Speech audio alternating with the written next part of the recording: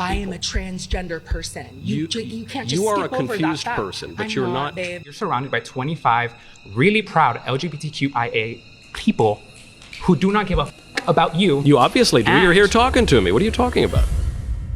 A Republican commentator, a conservative commentator, has been locked in a room full of 25 activists, LGBT activists, mostly trans people. Now, I have been outspoken in the past about trans people, but let me just lay this out on the line in front of you right now.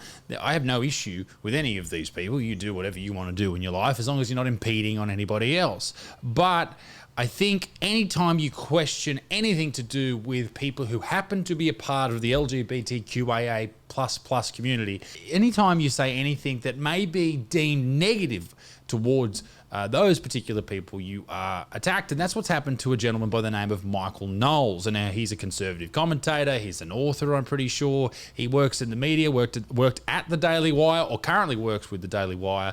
And he has appeared on Jubilee, a YouTube channel with a massive following, a whole heap. So this had five days ago, 3.1 million views in a matter of days. The title of their video is One Conservative versus 25 LGBTQ plus activists. Now, one thing that Jubilee does do is they will come after YouTube videos or Rumble videos that have their entire video in them, or even just little snippets. They will claim monetization, all that type of stuff. So what I do have is I have a whole range of clips that have been taken by these people and put onto TikTok. So let's have a look at the most viral clips from the interaction between one conservative and 25 activists. We're going to get people to stop being trans. I think we're going to tell boys that they're not girls, so we're that they're going to boys. tell boys that they're not girls, and they're going to listen.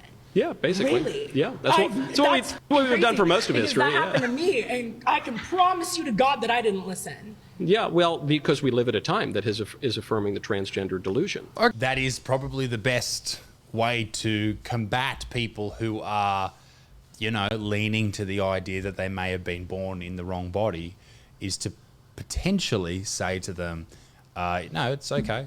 Just, particularly kids. Like, I think that's probably the better way to look at it, and the better way to talk about it is, if you are a child and you're someone who is saying, okay, no, I'm definitely a girl and you were born a boy, maybe not giving them immediate action into changing sex hormones or removing body parts is probably the better way to look at it. Probably the more simple way to look at it as well, and probably the safer way to look at it, rather than going, hey, okay, well, if you're saying that, then that's you, and we're going to do absolutely everything we can to make sure that you fit whatever you think in your mind that you are. Now, I know it's the nice thing to do is to accept people for absolutely everything, but maybe we shouldn't be thinking with our hearts here. We should be thinking with our brains, just a little bit. But once again, when you're an adult, go for it, do your thing. But if just with kids, perhaps old Michael Knowles is onto something. At a more sensible time, probably you would have listened, and you But might have we're had not. some. And I think we should just return to We're a not in a sensible time? sensible kind of But politics. what is yours? You're not giving a solution on how you would even be capable of Yeah, I doing think I something am. like I think that. we kick the fellas out of the boys' bathroom. We kick the How are transgender you teaching going out of to do schools. that? We just enforce the law as it was before 2015. There was it's not a that law hard. prohibiting trans women to go But into... yeah, there should be some sort of protection to women in bathrooms, I think. Now, the whole conversation about allowing transgender women who are born male, who probably have penises and all this type of thing, I think allowing those people to go into bathrooms that happen to be for females is a problem sometimes. Maybe not all the time, because if you are a trans person that's lived your entire life, most of your life anyway, as a woman, you look like a woman, you sound like a woman, you act like a woman, everything in your life is female, but you still have your bio dick, and then you walk into a male's toilet, then maybe that's a bit of a strange thing to do. Maybe you don't feel comfortable doing that. I understand that, but some people don't really fit the mold. And I guess then that becomes a whole conversation of what is a woman, and then you start going, okay, someone with a vagina, but then it's a whole thing, right? But who do you need to look after more? Whose rights and whose feelings do you need to look after more? The people whose bathroom it is, or the people who want to be a part of that group whose bathroom it is? It's a tough subject. I mean, either you are just really hard-lined with it, or you go, no, we're going to be really, really nice and really kind and caring to the people who are coming into the community of females, and not thinking about the people who are already in those bathrooms, and particularly with young kids too. That's got to be a very daunting thing if someone who identifies as a woman but looks like a dude comes into the bathroom. I think they're going to be quite... It's got to be very scary, surely. Bathroom, or trans men going into the men's bathroom. Yeah, it's there in the term women's bathroom. That's a law. That's why men can't go in. That's a law. Yeah. Okay, it's not a law that you could be put in jail. Well, it might be, but it's not a law written down, but it is a societal law. It's a law we all agree upon. It's an unwritten law. There are all sorts of laws against public indecency, for one, against men going into women's sports leagues. There are all sorts of regulations against that. Yeah, maybe law isn't the right word. Maybe a regulation or an unwritten law is probably the better word that Michael could have used there. But he is being, and this is the thing, he's got all these people coming in and attacking him. When they raise the question, a producer raises the question, he's surrounded in a circle, and basically whoever gets to the chair first is the person that gets to argue with his point of view. So they're just running at him. It would be confronting. Boobs and dicks coming from all the same person. It's terrifying. Or until recently, we did not have established in public life transgenderism until very, very recently. That's not true.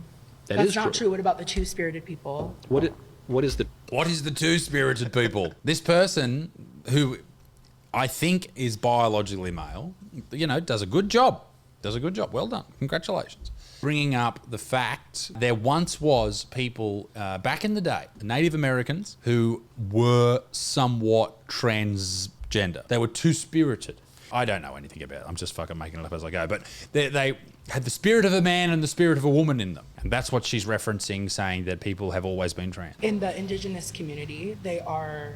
I don't want to get into semantics, but I know that the fact is that there has always been trans people. Do you know where the phrase two-spirited came from? I don't. Please enlighten me. It came from the 3rd annual Intertribal Native American First Nations Gay and Lesbian Americans Conference in 1990. Coined that term. I just don't think that that's true. It's true. The woman who coined that term admitted. Hold on. Let me just finish my point on this. That Maya Laramie admitted somewhat recently that the term two-spirit came to her in a dream in 1990. People go to chiropractors all the time, and that came to the man who invented chiropractic care in a seance. So maybe it's okay. And actually has translated this term. I just don't, it's the niche Mani Duwag, but they translated it from the English in 1990. How you're capable of eradicating an entire percentage of people by setting laws, because people are I think you're choosing not to hear what I'm saying, because I'm saying we don't want to eradicate any people. We want to eradicate. Was that a word, eradicate? Was that the word put in there by the producers of the show, or did he choose to use that word? I think it was somewhat, I'm not 100% sure, we'll see. But I think that's not a great word to use. Meaning eradicating a group of people means you get rid of them. I don't think anyone really wants to get rid of transgender people. I get rid of them off the face of the earth. I think that's ridiculous. Like, if someone wants to do something with their life, let them do it. But maybe we can have opinions, and maybe we should rely on science and factual things rather than people's, feelings and stuff. But the other word is transgenderism, which is an ideology, not a group of people. I am a transgender person. You can't just You are a skip over confused that person, but I'm you're not. Babe. Jesus. I'm so secure in myself, and there's... That's some balls to say that, especially against a woman, and I'll say that because I'm a polite man who's bigger than Michael. You're confused because it's not How possible for a man to are you become a capable of looking woman. at somebody without... It is, I disagree with Michael there. It's possible, physiologically possible, but you can become whatever you want. Sure, you can, say you're a woman. Good on you. But it doesn't mean that you are, and it certainly doesn't change your biology. Our entire government is run by straight white men who are hurting these communities. There's a whole different range of people in the White House right now that are not white, straight white men, which I think is good. I think you should have a lot of very different people. There's 1,185 known LGBTQ elected officials in the United States government. Really? That's a lot. That is a lot. I know you live on a pedestal, and you were able to put on your little suit today Live and on a spray on pedestal? your little cologne. It's very nice. I didn't put on any cologne. That's just my musk. That's my natural must. This guy's very aggressive. Wait, hold on. Correction, you should have put on Oh, cologne. wow. Real nice. So this is the question. Should the pride parades be banned? I don't think so. I think you should ban the pride parades. I don't know why you would do that. Put on heels. I'd prefer not to. Yeah, I don't think I would do that. So what do you do about the people in society who have to put on their suit to live and who have to have a wife to live? Because I don't according to your understand views, what you're asking people me. should. I No don't- matter what huh? you feel deep I inside, don't- according to your views, people I don't think anyone should. should be forced to be married or. You're telling me you just spent your entire last 3 hours talking about how my people, men, should not be dressed in gowns. Well, I think you're and dresses. dressed fine. You're wearing a big And so what T-shirt. if I wore don't know, and I a like your skirt today? crucifix. I would Do you I need would me to show discourage you. you. The thong that I'm wearing underneath. I this would to I prove a would point? I don't need you to show me that. I don't think you should stop pride. I think that's probably overstepping the mark. I let people go on parade if they fucking want to. Although they probably shouldn't have kids there if everyone's dancing around in G-strings. And I'm also of that approach when it comes to we go to the beach here occasionally. Me and my very very extremely pale white wife. Well, she's pale like me. You're actually a little bit tander than I. But when we do go, we do see a lot of G-strings or thongs on the beach from a lot of the ladies that get around. And it is, for kids, it's just like, oh, there's a giant ass in front of me. There's another giant ass in front of me. And then all the dads, everyone's got sunglasses on. They're all looking there going, yeah, mate, better protect my eyes. No one needs to know where I'm fucking looking.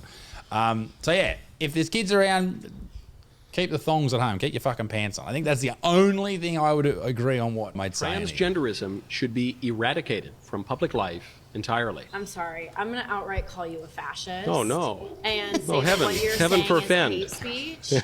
What you're calling for is an eradication of an entire community of human beings that deserve Just because to you say exist, that doesn't make it deserve true. to have rights, that deserve They do kindness deserve and to have rights. respect. Oh, yeah, I agree. And I totally you, agree.